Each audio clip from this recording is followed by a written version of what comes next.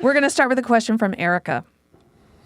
Matt Dillahunty says God is solving a mystery by appealing to a greater mystery. I guess that appealing to God is solving a mystery by appealing to a greater mystery. And just so listeners know, Matt Dillahunty is an internet atheist, and he has a show called The Atheist Experience. I don't know if that's still going on. It probably is. So what would you say to that, Greg? I'll tell you what the first thing that comes to mind is, so what?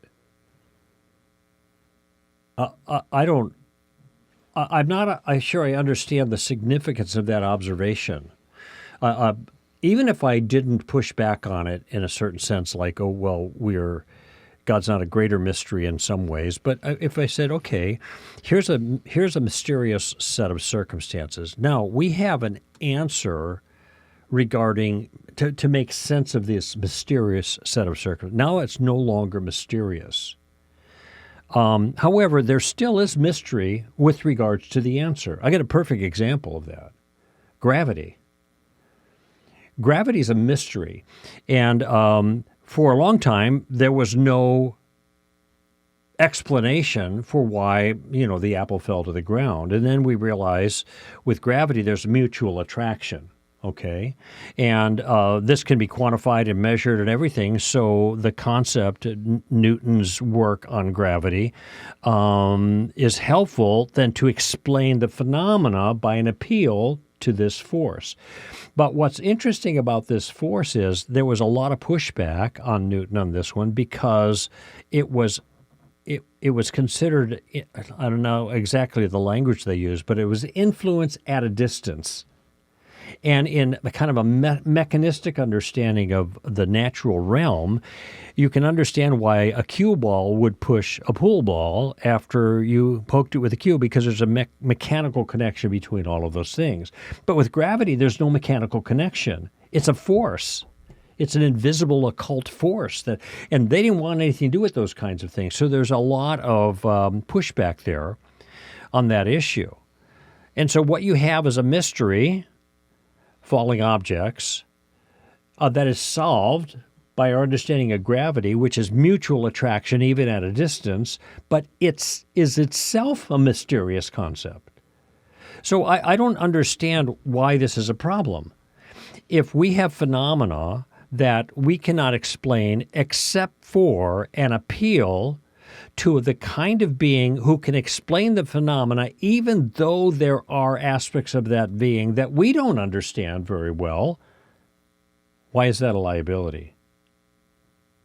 The wording, the way he's offered it, makes it sound like you have made no progress. You've just kicked the can down the road a little bit from one mystery to another mystery. But this second mystery turns out to be, insofar, it's not utterly mysterious. It has a profile, it has characteristics, it has things we can appeal to that help explain the first mystery, so it's no longer mysterious. Mm-hmm. Okay, but it's not a nothing. Maybe he's thinking, oh, you've got all this mystery here, and so all you do is invoke a mystery. This mystery explains that mystery, kind of deal. But we're not doing that.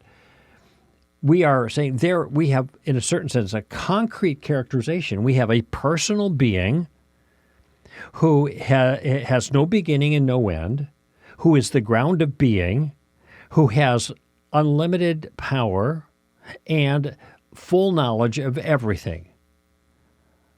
Well, that's weird, but it's not like without definition, so to speak. Well, it's a being like that is what's going to be necessary to account for the universe.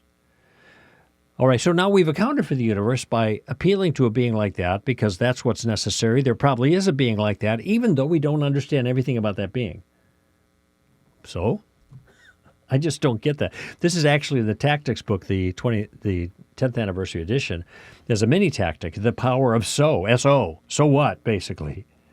I don't see how this helps him at all, although I can see how it might be confusing to some people, and they think, I don't know what to say to that.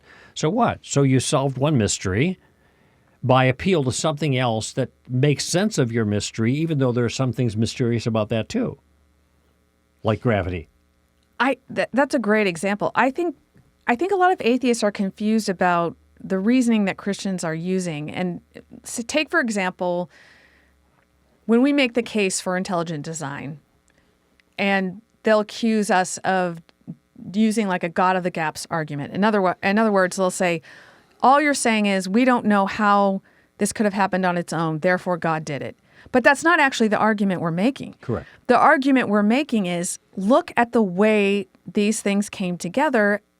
Only minds create this kind of thing. Right. Only minds create information, meaningful information, and specified complexity. And all these things come from minds. It's not that we're just saying, oh, we don't know how nature did it, so therefore it's God. We're saying we look around us in the world and we see that only minds create this kind of thing. Correct.